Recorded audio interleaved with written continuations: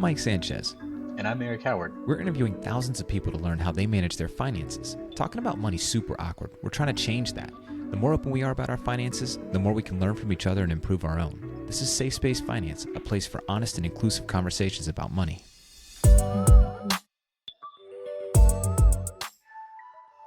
Welcome to Safe Space Finance. Today we have an esteemed guest, Jodi Scheckerman.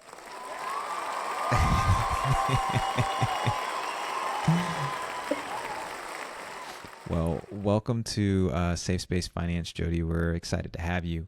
I think, as we do with all of our guests, it would just be helpful if you could maybe just give a little bit of an intro about yourself so people can kind of put you in context and know who's talking. Thanks, Mike. Well, I grew up in New Jersey. My parents got divorced when I was really young. We moved it, my mom had custody, so I grew up in a single parent household. We moved to Connecticut. I think we lived kind of I would say, a middle class upbringing. Mm-hmm. And then, when my grandparents got older, we moved in with them, and I was kind of in the middle school, high school range. So we moved back to New Jersey, lived with my grandparents for a while. Ended up going to college. I think, my mom being a single parent, in order to kind of live the lifestyle she was accustomed to, had a lot of credit card debt. We didn't really talk about it. We didn't know about it until we were much older. But she wanted to kind of give us a comfortable lifestyle. Right. She also instilled into us that when we did go to college, we had to, we needed to be able to, once we got out of college, be independent. We were going to college no matter what. That was the plan. Mm-hmm. And that, when you went to college, you should have a career and a job afterwards. So, Sure. my thinking when getting ready to do that, I was kind of a math and science girl. I fell in love with chemistry in high school. Yeah. My sister took the math route. I took the science route. And don't let anyone tell a girl that they're not good at math or science, because we really are. I love that. And I went to pharmacy school. So I was in between engineering and pharmacy. I thought drug development was kind of a cool thing, and that you could make drugs and treat people. And pharmacy school was the thing that I could do a lot of different things with. Like, I didn't have to just work at CVS, or I could have worked at a hospital, or I could work at a long-term care pharmacy. There are a lot of different places. Mm-hmm. I was lucky enough to be good in science in high school that I actually got exposure to I got to go to State Science Day. They had a Women in Science program that certain kids from high school, we got to go to Rutgers for the day and learn about what women in science did. Mm-hmm. And there, part of those is we learned about people in the pharmaceutical industry and what that can do. So that kind of cinched it, I'd say, for me. And the idea of drug development and impacting people's lives is kind of how I ended up in pharmacy. I was never going to work in CVS. I always knew I wanted to work in the industry. Okay. Pharmacy school taught me that I also didn't want to do bench research. Okay. So I've worked in the pharmaceutical, went to pharmacy school, graduated with a doctorate in pharmacy. So I got both a bachelor's and a doctorate over 6 years. Thank you. Took a lot of time, took a bit of money. It was not a cheap endeavor, but worth every penny of it. But after school, I did a fellowship with Rutgers University and Bristol Myers Squibb, so working within the drug industry, to kind of get your foot in the door and learn more about things. I started off in medical information. I actually spent the first half of my career, so shockingly, I've been out of pharmacy school 20 years now, so it's a scary number to me. But I spent about the first 10 years on the medical side of the business, medical education, medical information, making sure healthcare providers knew about our medicine or helping teach them about our medicines. Okay.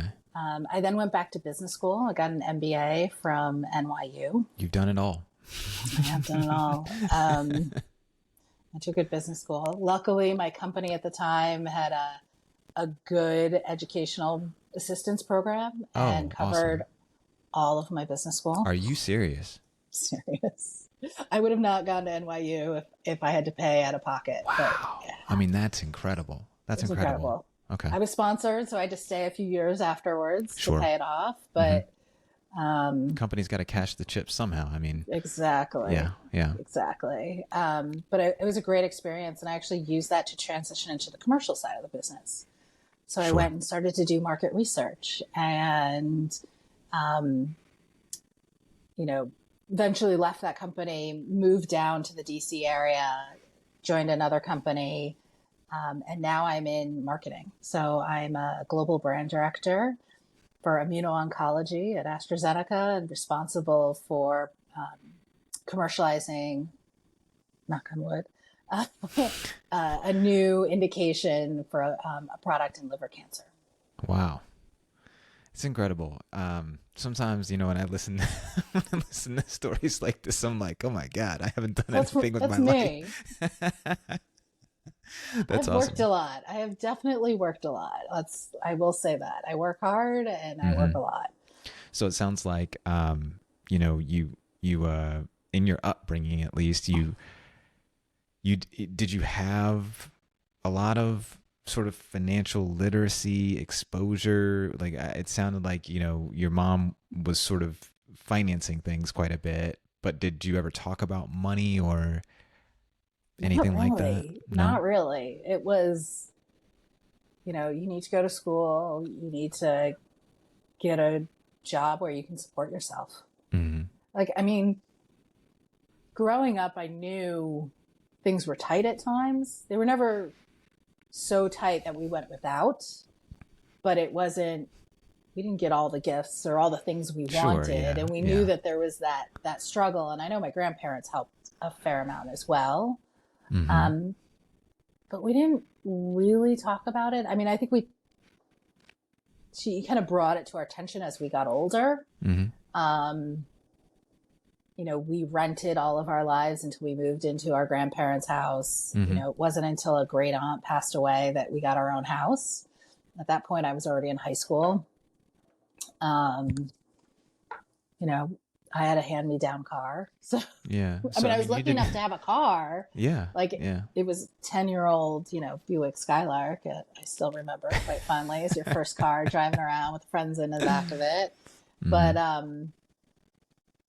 I was lucky enough to have those things, so it wasn't like it was without, but it was go to school, get a good job.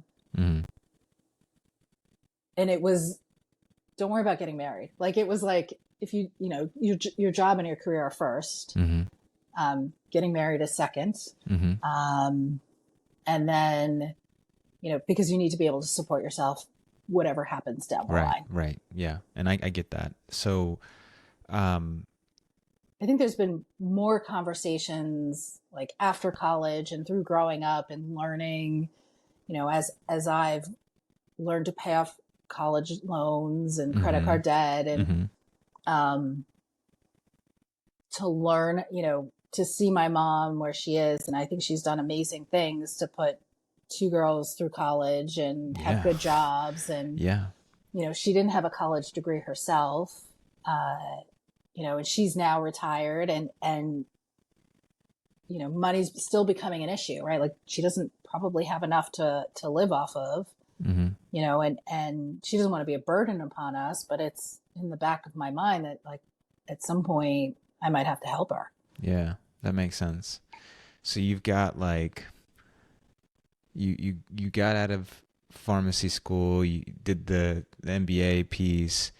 You're now in a sort of position where it sounds like you kind of reached a point where you probably are making significant income, decent income, such that, you've probably gotten your way out of debt. Is that correct? Mm-hmm.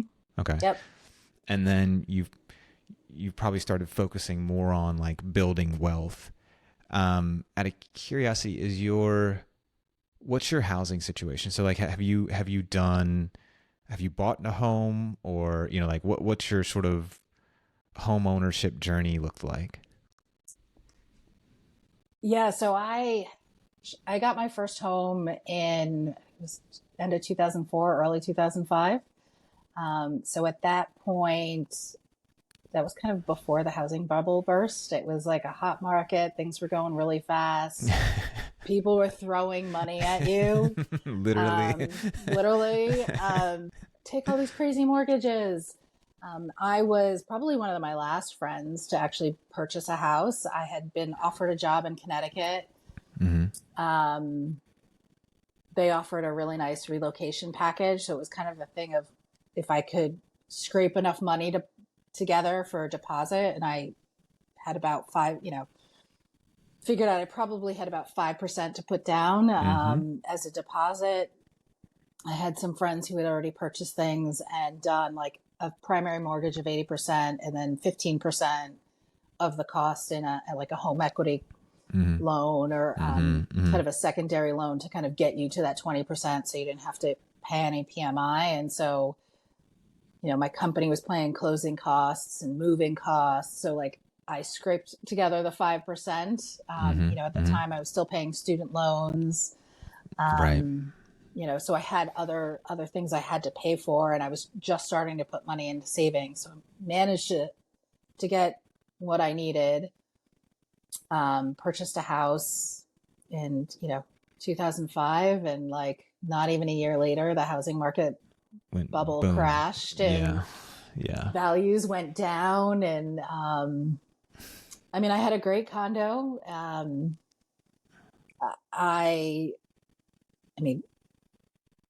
I lived there for many years. I ended up staying there about 9 years. I do remember at one point thinking about leaving and moving and calling realtors and having them give me quotes. And this was probably about 5 or 6 years in, and had to pick myself off the floor by the telling me how much my house was worth.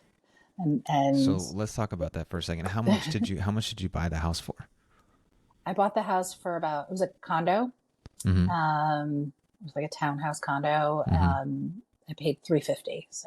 So you bought a condo for $350, and then what was the structure of the loan? What kind of loan was it? I ended up doing a 30-year fixed. So 30-year fixed, and then you put 5% down. The HELOC came in with 15%, and then the rest was financed with the traditional loan. With a traditional 30-year loan, yep. Got it. And then so then, although I was offered a lot of really strange things, right? So this was 2000. I'm sure 2004. you were. The derivatives world is nuts. So I'm curious to hear what kind of things you got offered prior to the bust. I'm trying to think back to like 350 was around my budget, right? Because I knew I had kind of that much money to put down.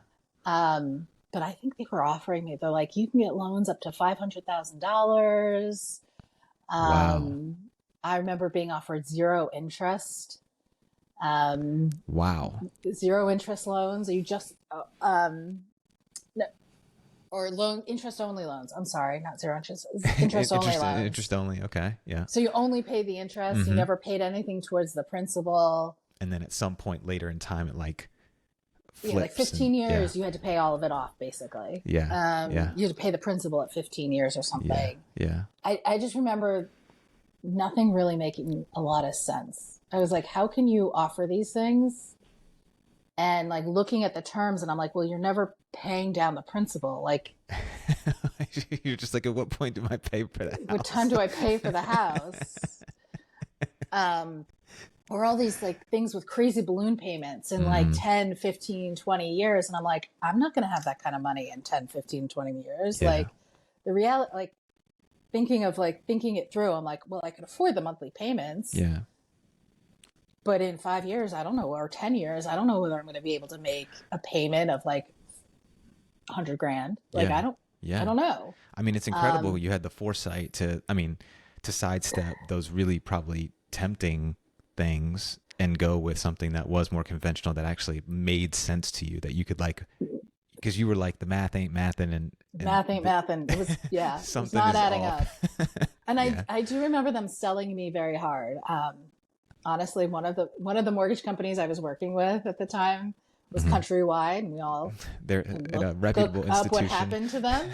Um, and I just remember the mortgage broker took me out to lunch, and we're at this restaurant, and I'm just scratching my head, and I'm like trying really hard to understand the math and what they're talking about with all these crazy things. And I'm Mhm. like, but why would I just not do a 30-year fixed? Yeah. I mean, I'm like, what a the crazy interest time. is a little higher, but paying off the principal, like, Yeah. I didn't mean, seem to that's, make sense. well, I mean, kudos to you, seriously, for seeing through that. Of course, you probably weren't also thinking, well, if I'm getting this kind of deal, everybody's getting this. And, most people are going to try to take something that's way outside of their means, Yeah.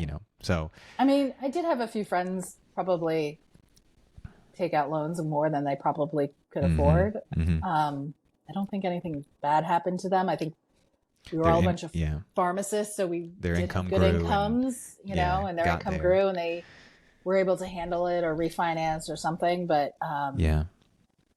it was crazy. They were like throwing stuff around and throwing money at people, and I just couldn't afford. Like, I couldn't understand why people were doing all this crazy stuff. Mm-hmm. So you buy this place, you buy a condo, 350K, and then fast forward to like, now it's time to sell. You've gone through like the housing bubble burst situation, and now everyone's trying to recoup and build faith back in the housing system and all this kind of stuff. What did you end up selling it for? I sold it for about 250, 100 grand less than I bought it for. I mean, I was 100 grand. Okay. and 9 years later. Wow. So I was living in Fairfield County, Connecticut. Wow. Okay. Yeah. And uh, it, like, our market did rebound. Like, it wasn't the worst it was, but it definitely didn't rebound as fast as other places. So at the time, my sister was living in New York City.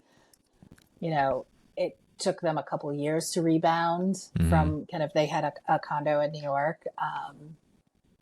And they did, lost some money for a period of time. The value went down, but a couple of years later it went up. And I was there 9 years, and the value never went up. Oh And my I would God. say What were you it's, thinking during that time? uh, I mean, I felt kind of stuck, I will say. Like, I, at one point, wanted to move to a different location. Um, and, having realtors come in and give me quotes on what it would take, and looking at my loans. And a friend of a friend was an accountant, and we were talking through the process, and it was, you're going to have to pay to get out. And that kind of, I ended up staying, right? And staying a few more years because I just couldn't afford to pay to get out. And then eventually got a job down in the DC area, and they relocated me. So they offered, again, I had a reload package. They helped me sell the place. But at that point, as I was starting to think through that, I was still a little bit underwater. So I still owed a little bit more than I was going to sell it for. And I ended up just putting a chunk of my bonus, that last year's bonus, To kind of close the gap. towards some of the principal to close the gap.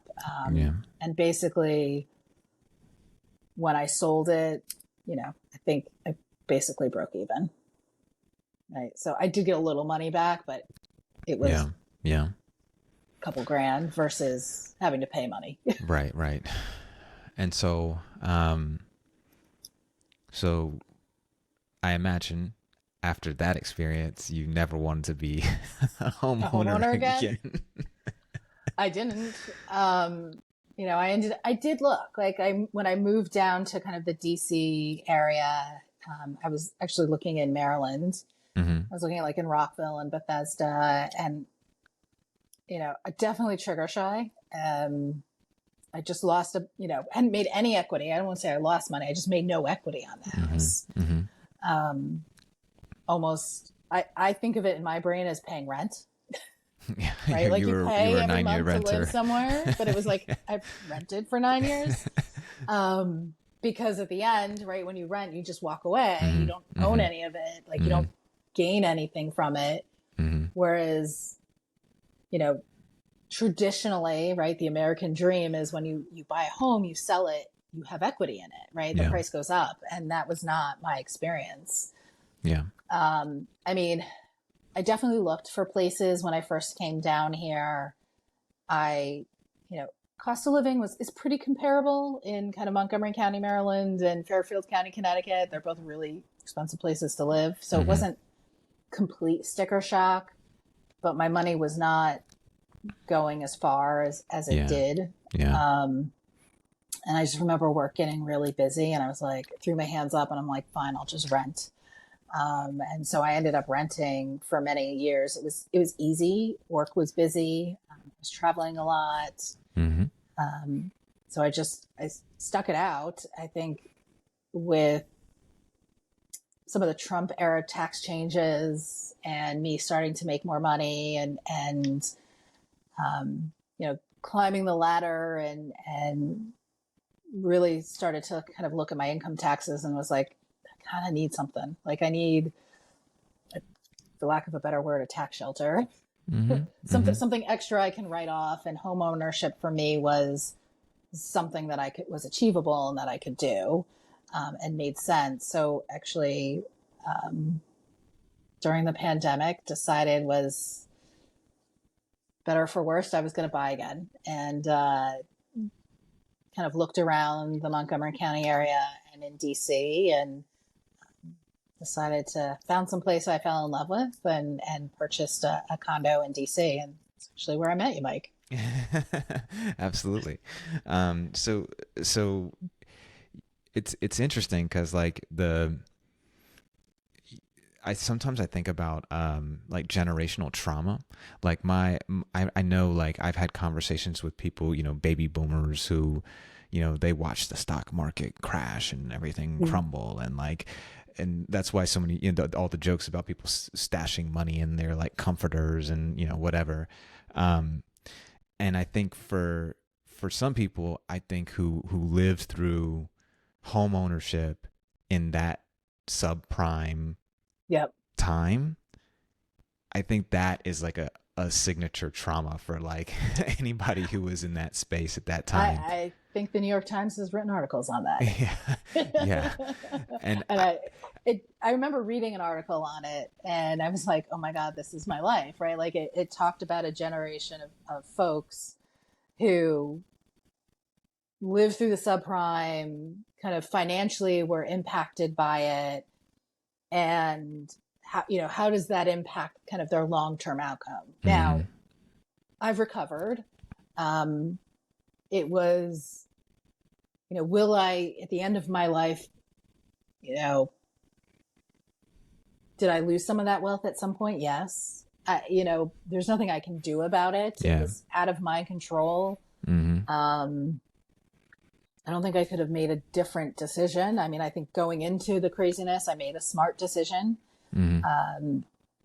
Things happened around, I lucked out. I mean, I stayed long enough that I wasn't paying to get out. I know many of people who've moved jobs or changed things who had to pay this big chunk of money to get out. Yeah, I mean, you get a big gap because you even further overextended yourself. Yeah, for sure. Yeah.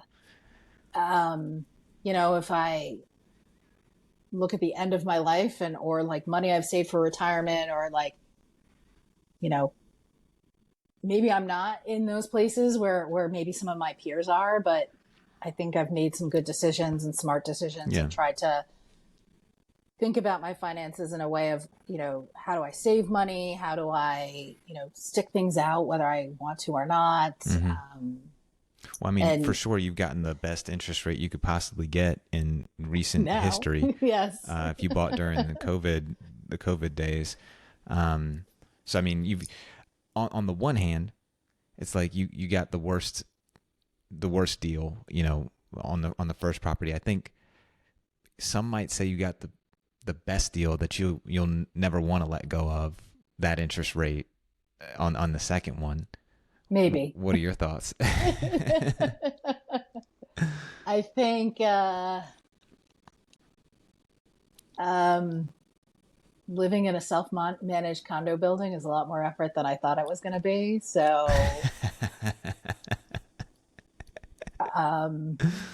this is not a forever place, right? Like this will be a for now place. Mm-hmm, mm-hmm. You know,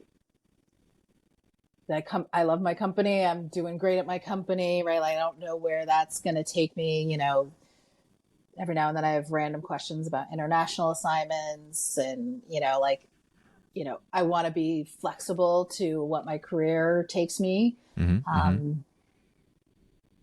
I'm also getting older, and at some point 2 flights of stairs and might not be the best choice for me either. Like, I don't know, right? You just never know.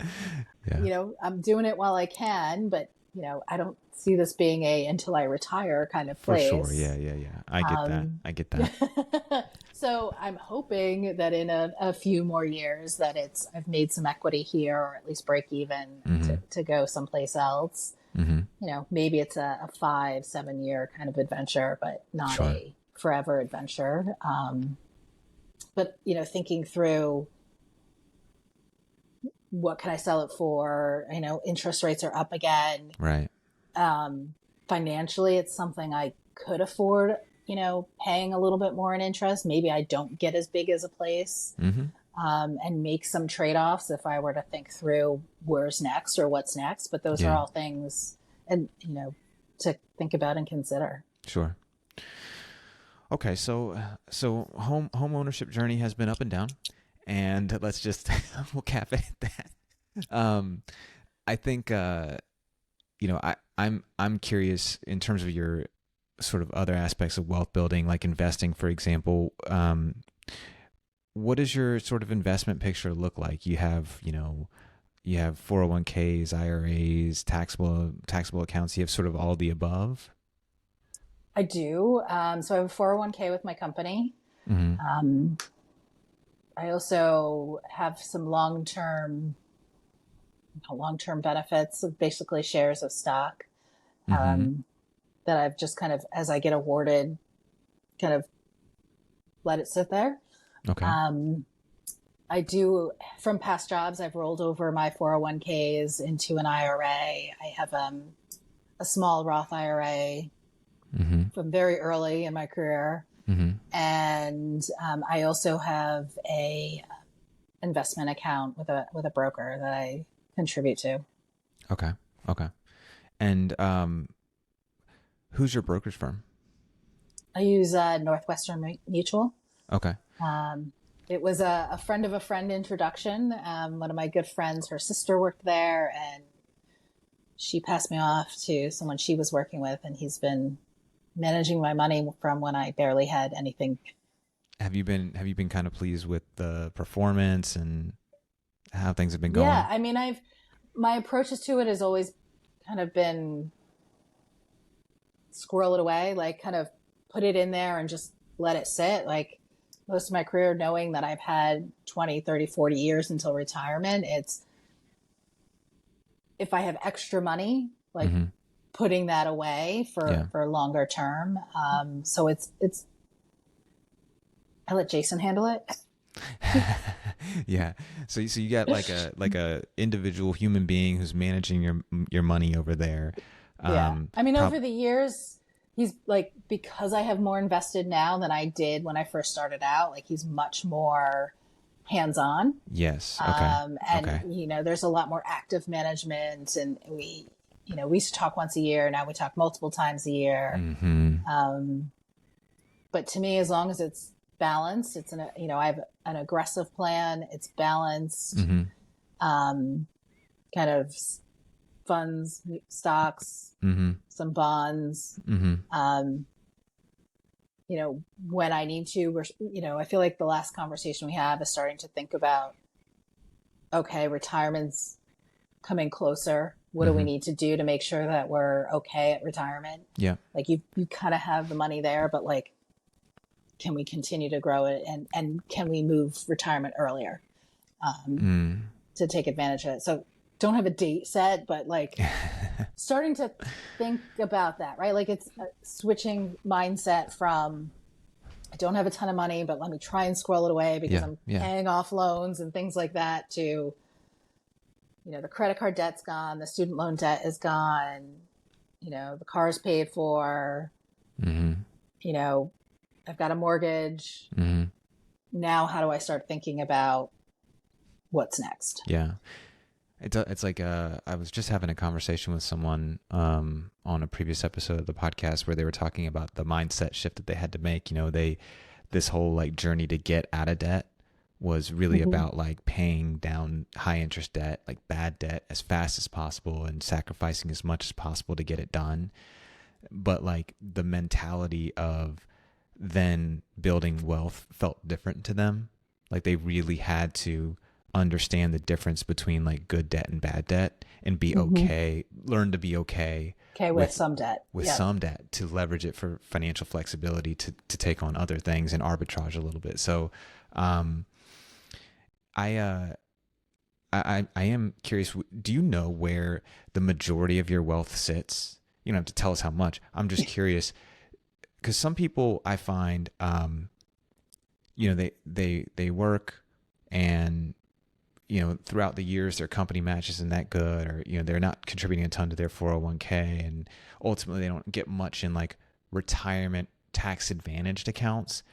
And the majority of their wealth sits in like a taxable, you know, brokerage account. Would you say you're more on like the majority of my wealth is in a brokerage account that's taxable, or in like tax advantaged, more retirement oriented accounts? I'd say most of my wealth is in IRA accounts. Okay. So most of it is in an IRA, which, like I said, is rollover from multiple jobs. Yeah. So you've had a bunch of 401ks.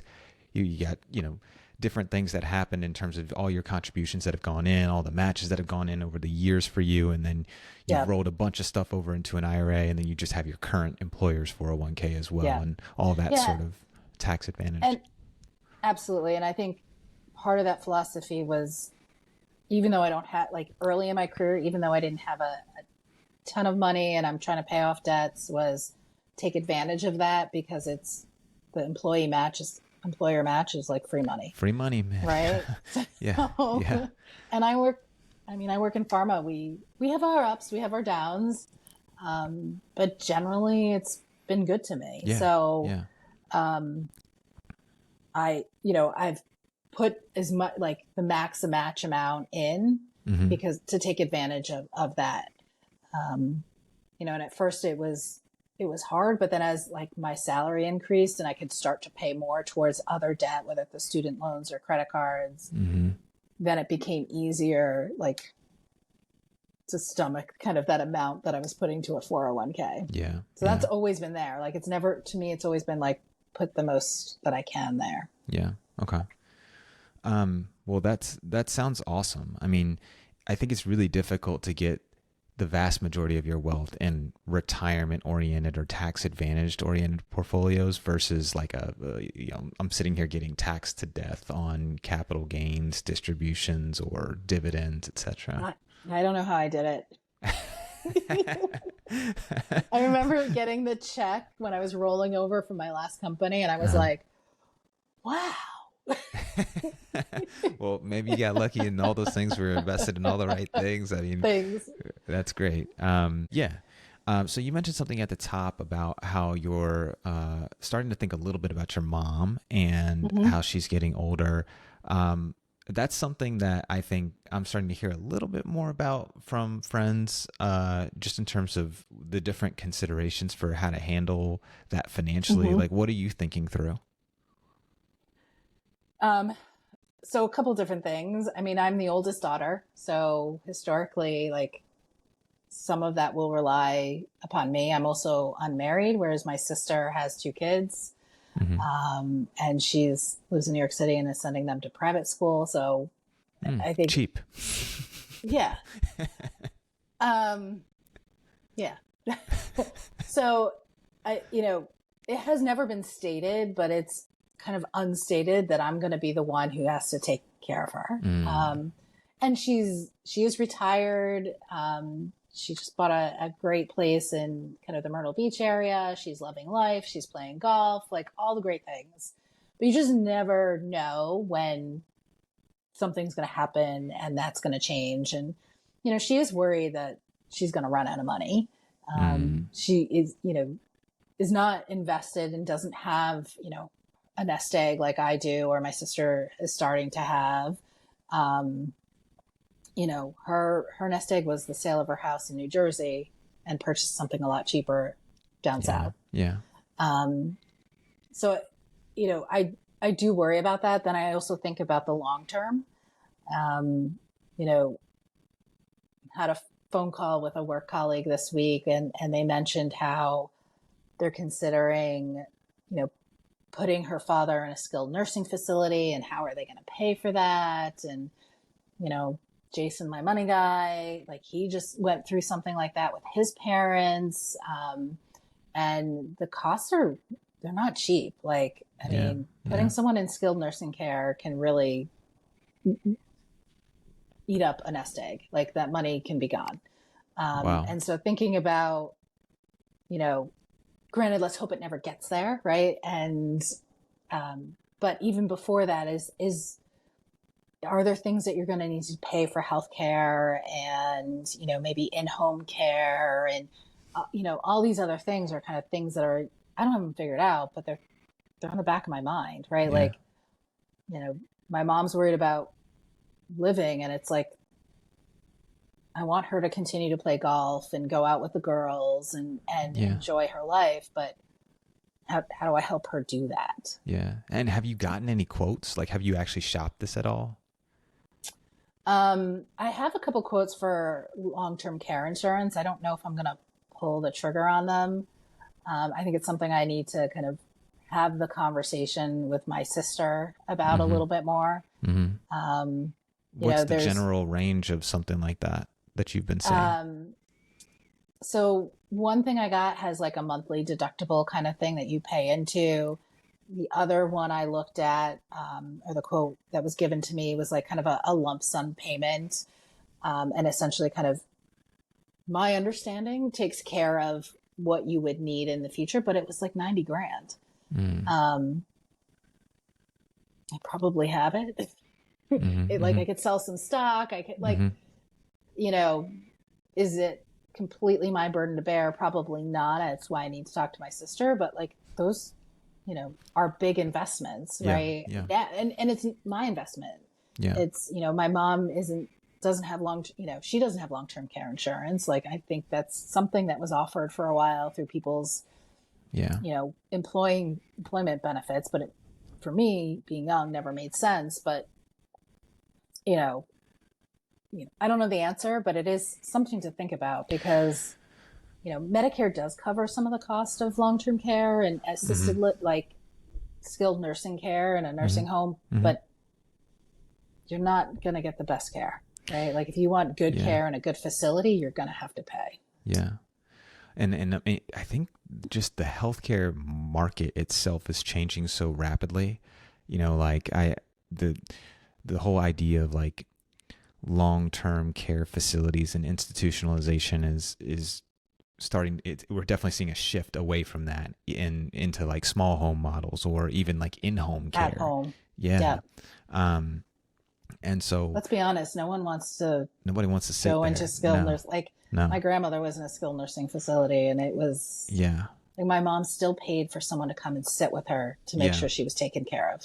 I mean, I think that's right. Like it's like the healthcare landscape is changing for how we sort of handle aging in place.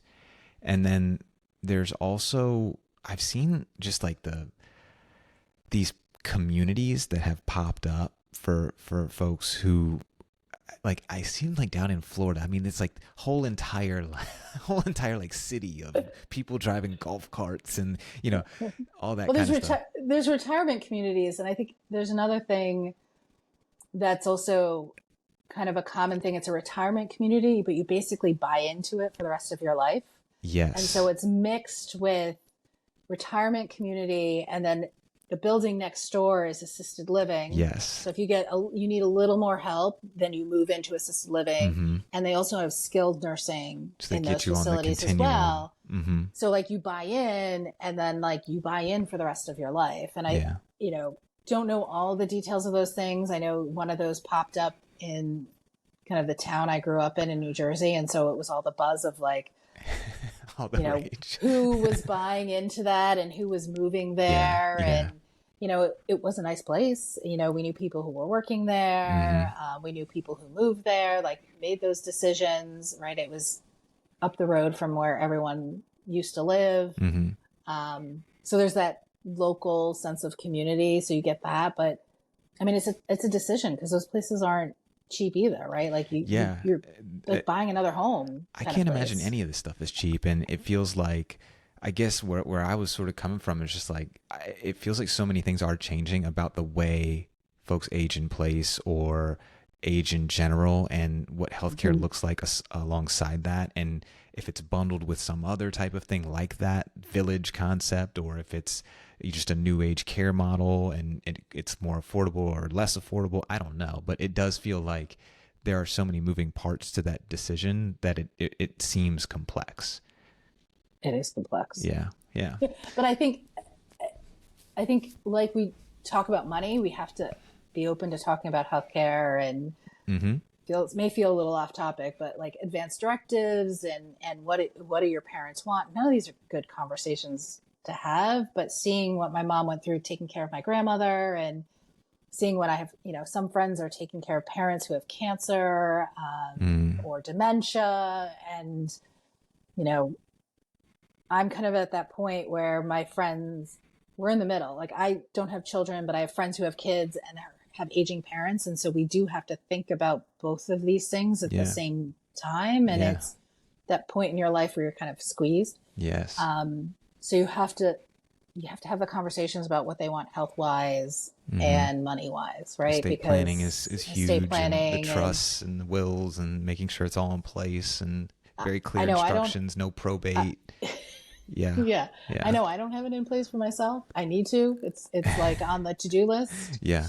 I have friends who've reached out like, can I put you as, executrix, Executor. or like I have one friend, I'm like taking care of the money, and for her daughter, if anything should happen, Yeah. her sister's going to take care of the daughter, like physically, but I'm going to be the one in charge of the money kind of thing. Like there's, having these conversations with your friends and family, they're all important to have. Yeah. And it is on topic, by the way. We've had in the last episode, we talked with this woman who had her mother pass away early, and she was all about, getting all that stuff set up. And she did give me a really good tip, which maybe this will help you too. I have been talking with my wife about how do we get this set up, and the attorney's fees are really high for this stuff. But she actually went through her job, which offers like legal plan assistance, and it was like $12 a month or something, and she got the entire thing set up and notarized. The will and trust, all the advanced directives, everything was set up and done, and she then opted out of the service the next open enrollment season. So she got it for dirt cheap. Well, I have opted into that service. I have not used it to take care of my will yet, but that was the plan. Okay. I have used it for a few other random questions where I needed, some legal advice. And I think, so that was a peace of mind to know that was there, but it's on the long to-do list that I need to get to. Okay. So, Jodi, thank you so much for taking the time to share a little bit about your financial world with us. It's been insightful, at the very least, to learn about sort of your journey. And I think it's been really cool to also hear about the sort of prior to the subprime bust, and sort of the things you were working through there. And then also, the long-term care piece, I'm now starting to get really interested in that, and I'm probably going to start researching that myself to figure out like, what does that look like and what's that landscape? Well, if you get any tips, let me know. Well, I will say this, we are planning to have like people who come back for something. So there's two things that I'm really interested to hear about in your future. One is what you decide to do about the long-term care and how you handle that financially. And then the other thing I'm really interested in is you mentioned that you work for AstraZeneca and you've been getting AstraZeneca stock and you've probably got that Hmm. stockpiled. um, A little bit, yeah. so I am very curious to understand what you plan to do with that, given stock performance, but then also alternatives around selling that and maybe buying into something else, because that all would be taxable events. So just curious to see what you do. Yes. Well, I'm trying to figure that one out myself. All right. Well, thank you so much for taking the time, Jody.